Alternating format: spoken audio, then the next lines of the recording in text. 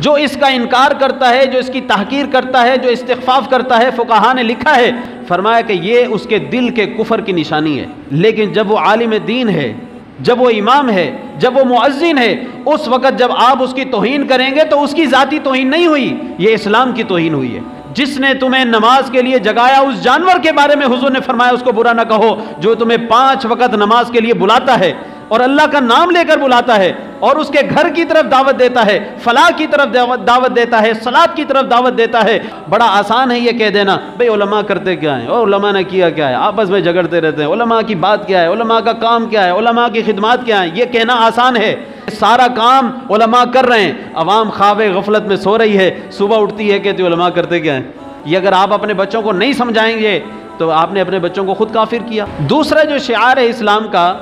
وہ ہے علماء۔ علماء کی تعظیم بھی جو ہے وہ اسلام کی ضروریات میں سے ہے۔ جو اس کا انکار کرتا ہے، جو اس کی تحقیر کرتا ہے، جو استخفاف کرتا ہے، فقہا نے لکھا ہے، فرمایا کہ یہ اس کے دل کے کفر کی نشانی ہے، ایمان نہیں ہے اس کے دل کے اندر۔ اب یہ سوال ہے کہ جی یہ کیا بات ہو گئی، علماء نے لکھ دیا۔ عام طور پر شاید علماء اس کو بیان بھی اس لیے نہیں کرتے، بھئی اگر بیان کریں تو لوگ کہیں گے جی اپنی ہی شان بیان کر رہے ہیں، اپنی ہی بات کر رہے ہیں، جی ہمارے ساتھ اختلاف نہ کرنا ورنہ کافر ہو جاؤ گے، ہماری بات کا رد نہ کرنا ورنہ کافر ہو جاؤ گے۔ تو کہتے ہیں کہ شاید یہ ساری شان جو ہے اپنی بتانے کے لیے کی جا رہی ہے۔ تو میں یہاں پر آپ کے دنیاوی قوانین کے حوالے سے ایک مثال دیتا ہوں، شاید آپ کو وہ آسانی سے سمجھ آ جائے کہ اگر ایک شخص سول وردی میں ہے اور وہ آئے اور آ کر وہ آپ کو کوئی بات کہے، آپ اس سے نہیں مانتے، آپ اس سے جھگڑتے ہیں، آپ اس کے ساتھ کوئی بھی بدتمیزی کرتے ہیں، تو اس کو ایک عام بندے سے جھگڑنا تصور کیا جائے گا۔ لیکن اگر وہ سرکاری وردی میں آئے، فوجی ہو یا پولیس والا ہو یا کوئی بھی سرکاری وردی میں ہے، اور آپ اس سے بدتمیزی کرتے ہیں، تو اسے ایک عام بندے کی بدتمیزی نہیں بلکہ سرکار کی گستاخی سمجھا جائے گا، سرکار کی توہین سمجھا جائے گا، کہا جائے گا کار سرکار میں دخل اندازی۔ بھئی آپ نے تو اس کے کام کو روکا ہے، کہیں گے نہیں جی اس وقت یہ وردی میں تھا، اس وقت یہ ذاتی حیثیت میں نہیں تھا، اس وقت یہ نمائندہ تھا حکومت کا، اب اس کی بات کو رد کرنا حکومت کو رد کرنا ہوا، اس کا انکار کرنا حکومت کا انکار کرنا ہوا، اس کے ساتھ بدتمیزی حکومت کے ساتھ بدتمیزی تصور کیا جائے گا اور اس طرح کا قانون لاگو ہوگا۔ یہ بات مانی جاتی ہے کہ نہیں؟ ایک عام عمارت کے اندر کوئی حملہ کرے، توڑ پھوڑ کرے تو اس کا قانون اور ہے، کوئی سرکاری عمارت کے اندر کرے تو اس کا قانون اور ہے۔ کہتے ہیں جی سرکار کی، اور بعض دفعہ غداری کے مقدمے ہو جاتے ہیں کہ جی اس نے حکومت کے خلاف ایک سازش کی، حکومت کے خلاف ایک ادارے کے اندر کام کرنے، ایک ادارے کے خلاف کام کرنے، ایک بندے کے خلاف کام کرنے کو حکومت کے خلاف کام کرنا کیسے آپ نے تصور کر لیا؟ کہتے ہیں کیونکہ یہ حکومت کا نمائندہ تھا۔ تو اسلام نے بھی یہی قانون رکھا ہے، یہ کہا ہے کہ جب وہ بندہ عام حالت میں تھا تو کوئی بات نہیں، لیکن جب وہ عالم دین ہے، جب وہ امام ہے، جب وہ مؤذن ہے، اس وقت جب آپ اس کی توہین کریں گے تو اس کی ذاتی توہین نہیں ہوئی، یہ اسلام کی توہین ہوئی ہے، یہ اس کا انکار نہیں ہوا، یہ اسلام کا انکار ہوا۔ اس لیے فرمایا کہ تعظیم کرنا تو ضروری ٹھہرا، اگر وہ دل کے اندر علماء اور ان کی باتوں کی حکارت کرتا ہے تو فرمایا کہ دل کے کفر کی نشانی ہے، اس کو دوبارہ کلمہ پڑھ کے مسلمان ہونا چاہیے۔ حضور نے فرمایا کہ جو مرغا ہوتا ہے اس کو برا بلا نہ کہو، مرغا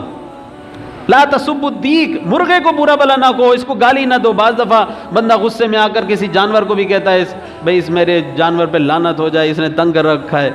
بول دیتا ہے۔ تو حضور نے فرمایا مرغے کو برا بلا نہ کہو، کیوں؟ حضور نے خود آگے فرمایا فإنہ یوقظ للصلاۃ، کیونکہ وہ تمہیں نماز کے وقت جگاتا ہے۔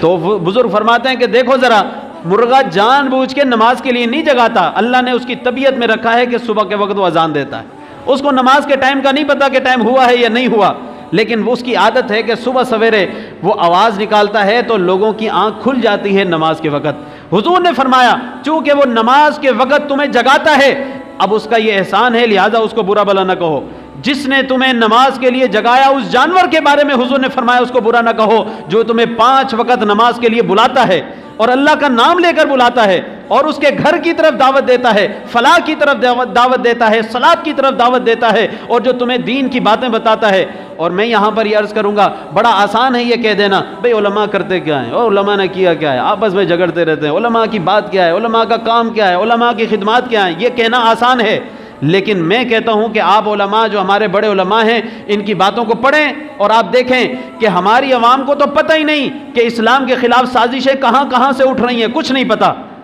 یہ ان کو پتہ ہے کہ قادیانی کہاں کہاں سازشیں کر رہے ہیں، یہودی کہاں کہاں سازشیں کر رہے ہیں، عیسائی کہاں کہاں حملے کر رہے ہیں، ہماری کس کس آیت پر کون سا نیا سوال اٹھا کر لا رہے ہیں، وہ اس سوال کو پڑھتے بھی ہیں، اس کا جواب بھی دیتے ہیں۔ قادیانیوں کے مسائل کو دیکھتے بھی ہیں، ان کے دفاع، اپنے اسلام کے دفاع کے لیے وہاں پر بند بھی باندھتے ہیں۔ یہ سارا کام علماء کر رہے ہیں، عوام خواب غفلت میں سو رہی ہے، صبح اٹھتی ہے کہتی علماء کرتے کیا ہیں، علماء کرتے کیا ہیں، نمازوں کے علاوہ ان کو پتہ کیا ہے۔ یاد رکھیں، اسلام کو آج تک اگر کفار دلائل کی روشنی میں جواب نہیں دے سکے تو یہ علماء کا کارنامہ ہے۔ اگر قادیانی سارا پیسہ لگانے کے باوجود اور حکومت تک پہنچنے کے باوجود آج تک کامیاب نہیں ہو سکے تو یہ علماء کا کارنامہ ہے۔ اگر آج بھی جو یہودی اور عیسائی مختلف طریقوں سے اسلام پر، قرآن پر، احادیث پر ریسرچ کر کے اعتراضات کر رہے ہیں اور اس کا جواب علماء دے رہے ہیں تو یہ علماء کا کارنامہ ہے کہ وہ سمجھتے ہیں کہ کہاں کہاں سے حملے ہو رہے ہیں اور ہم نے ان کا دفاع کرنا ہے۔ یاد رکھیں، یہ آپ کے اسلام اور کفر کا مسئلہ ہے۔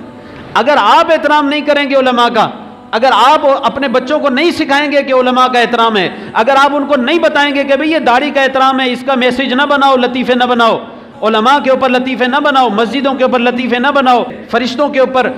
جنت کے حوالے سے، دوزخ کے حوالے سے لطیفے نہ بناؤ، یہ اس سے تمہارا یہ تھوڑی دیر کا ہنسی مذاق یہ تمہارا ایمان لے جائے گا۔ یہ اگر آپ اپنے بچوں کو نہیں سمجھائیں گے تو آپ نے اپنے بچوں کو خود کافر کیا، ان کو خوف کفر کے اس کے دلدل کے اندر دھکیلا۔ لہٰذا یہ ضروری ہے اپنے اسلام کے شعائر جو ہیں ان کو سمجھیں کون کون سے ہیں اور ان کی تعظیم خود بھی کریں، اپنے بچوں کو بھی سکھائیں۔